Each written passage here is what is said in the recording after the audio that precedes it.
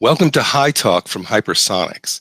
I'm your host, James Tenser, and today we have the pleasure of speaking with Jon Stine, Executive Director of the Open Voice Network.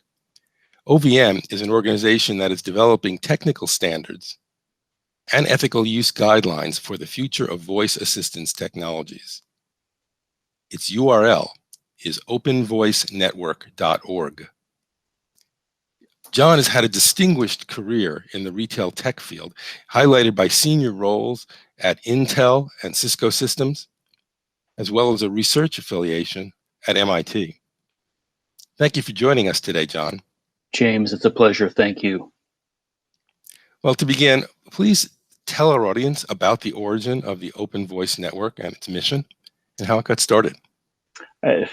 Heavens, it started, James, in a coffee shop in Boston in 2016, and really began with asking the question, what technologies will most reshape the relationship between commerce brands, retailers, consumer goods companies, and consumers? And you can assume for a moment artificial intelligence, of course, will be part of that, but we're discussing then the kind of technologies du jour, AR, VR, IoT, a number of things. And around the table, we looked at each other and said, it's probably going to be this voice thing. And I think we were correct.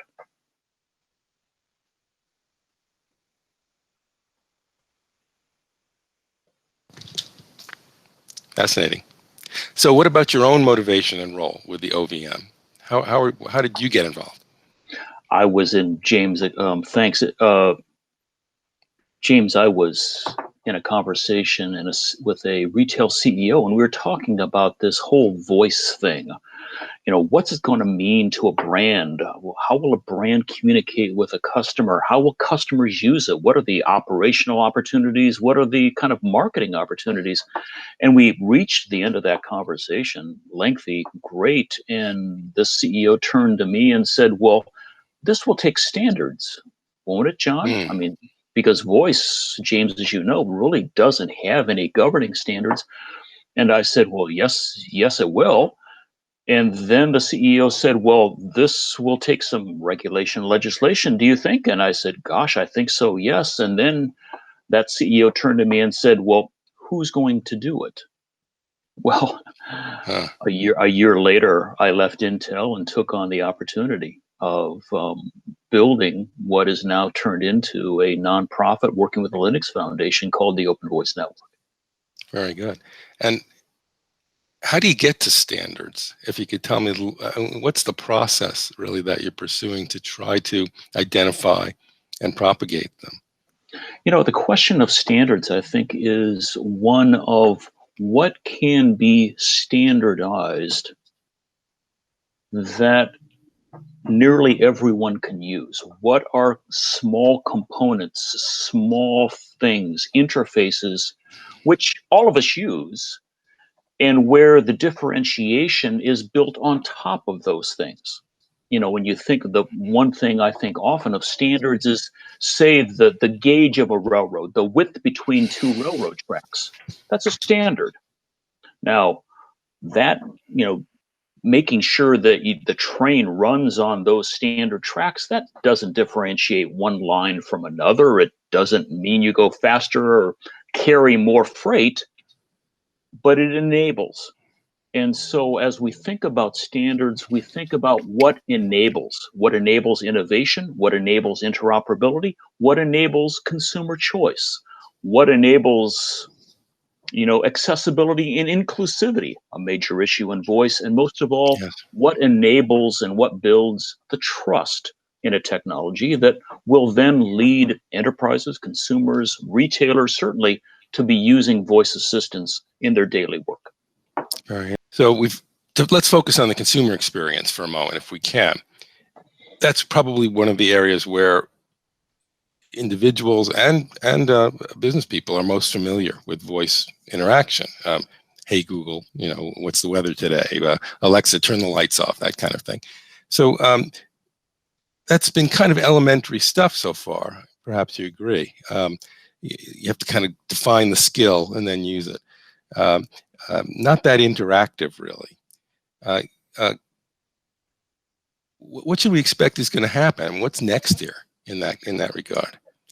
James, your point about it's been very basic. You say Alexa or you say, hey, Google, and I'm afraid mine will turn on now. And it's been kind of command, query, question, and then answer. It's very elemental. And the future of voice is going to be moving from that question and answer, command and control type thing, to what we would term as very conversational. And when you think about two people talking, two friends, think of what it takes for two friends to talk.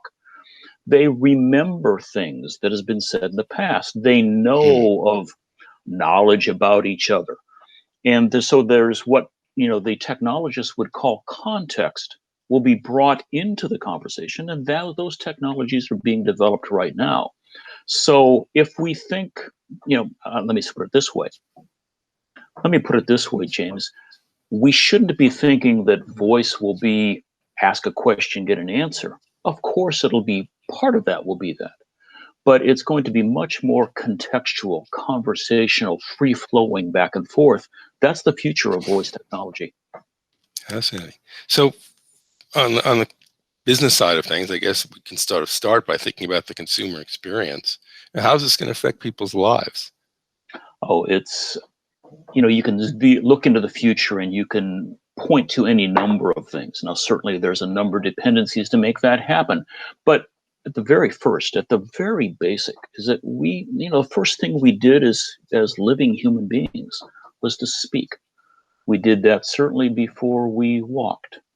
We certainly did it before we typed or we tapped or we swiped or we wrote or anything else. We spoke. And so we are voice first beings to a large degree. And so voice from a retail perspective makes it incredibly easy simply to say yes. Yes, I'd like to buy. Yes, I'd like to find out. Yes, I'd like to put that on my shopping list. So at the very least, it's the easiest form of communication. It includes the most individuals, and it's the easiest way to communicate. Just say yes. Very well. So it's up to organizations then to sort of design those voice experiences and make them not just acceptable, but actually enhancements to their customer interactions. Where do you think that's going to start happening soonest, or where is it happening already? Well, it's right now it's happening in, let's call it in the chatbot and voice bot space, and simply automating using artificial intelligence, natural language understanding to automate, say, call center responses, to answer the basic peak of the bell curve questions that every retailer faces. When's the store open? When does it close? Where are they? As well as then getting into some of those next stage, often asked questions, frequently asked questions of, is it in stock? When is my order ready? When will it ship? Do you have that wonderful holiday item? Do you have that? And where do I find it? So increasing the ability of a retailer to communicate with those shoppers who are asking those critical questions. That's where you start. And there's an awful lot of retailers who are doing that. Then a second place, James, if I may just continue to go on here, will be starting to voice enable your mobile application. Voice enable your website. Make it easy for everyone to speak, to connect, to say, hey, I'd like to buy this, ship this to me, send this to me. In an era of increasingly digital shopping, not to mention touch-free shopping, voice becomes a wonderful interface, again, for bringing people into the brand and keeping them there. Excellent. Fantastic. Well, that's not the only facet of the business world that we can imagine voice touching. And for those very same businesses that may be developing better and better customer interactions, they may also be using voice within the enterprise to achieve some of their own objectives, decision making, other kinds of activities, managing the operation. Is that part of the scope also for Oh, OVN? James, with that question, and I think some really interesting and exciting things, especially in retail, would really fall into two areas. One is just the operational side. An example would be using voice. And there's a great company called Theatro doing this right now, using voice for task management for those who are picking and packing digital orders. Huh. Get away from the clipboard, get away from the screen. Hear what you need to be picking and packing, and they've seen repeatedly that the efficiency and the number of orders picked within a given hour increases. Now that's a direct margin enhancement right there. Well, Another one, James, and I think is also very interesting, is when we think of voice, we often think about it speaking to customers. What's the voice of your brand? Is your brand male or female? What does it sound like? Well, a critical part of voice also is the ability to listen, and certainly with respect to privacy, anonymizing data. But in a sense, you have the chance of creating hundreds of thousands, millions in an everyday focus group, listening to their questions, listening to their issues, even on an anonymized basis, respecting privacy, beginning to understand the emotion that they are communicating with you. Are they happy? Are they angry? But again, you're learning about how your customers see your brand. I think tremendous opportunities in that operational as well as kind of customer sentiment area. Very well. So you're not going to capture emotion or attitude in web form, are you? So you need something much more intelligent that's able to read the other cues. So that's remarkable. You think about how often we misunderstand an email. Were they cynical? Were they snarky? Were they happy? You just don't know what the words mean. But when you hear them, okay, the understanding comes through.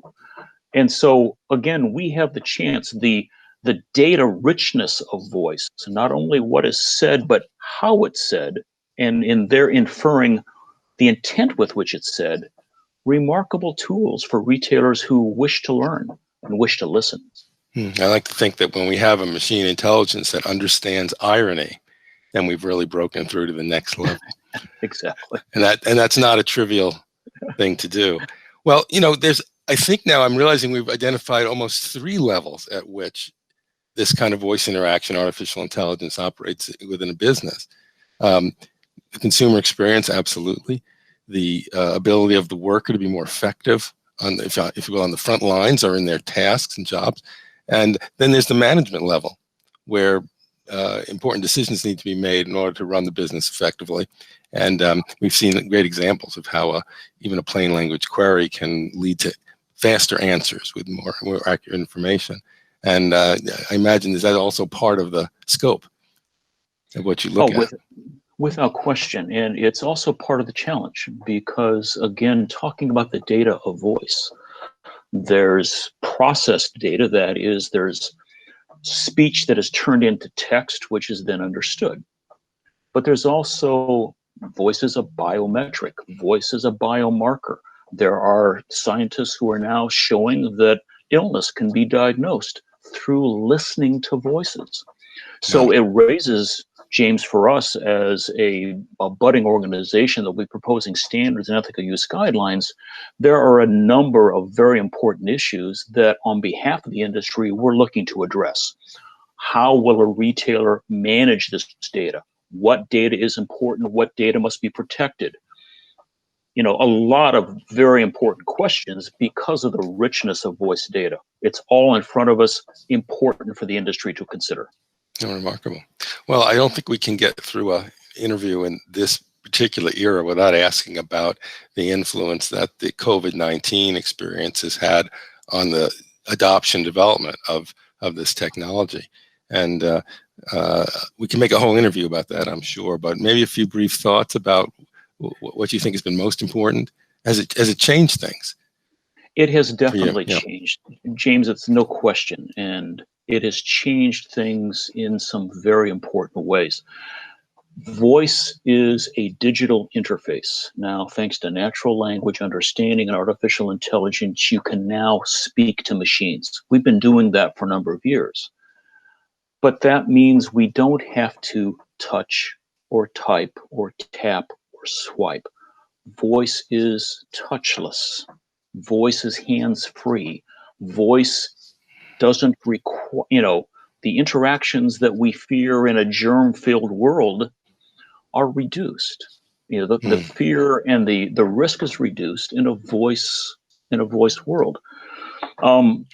For instance, just think of all the things you touch when you in a daily business journey. You're going into an office building, you go into the elevator, you touch a button.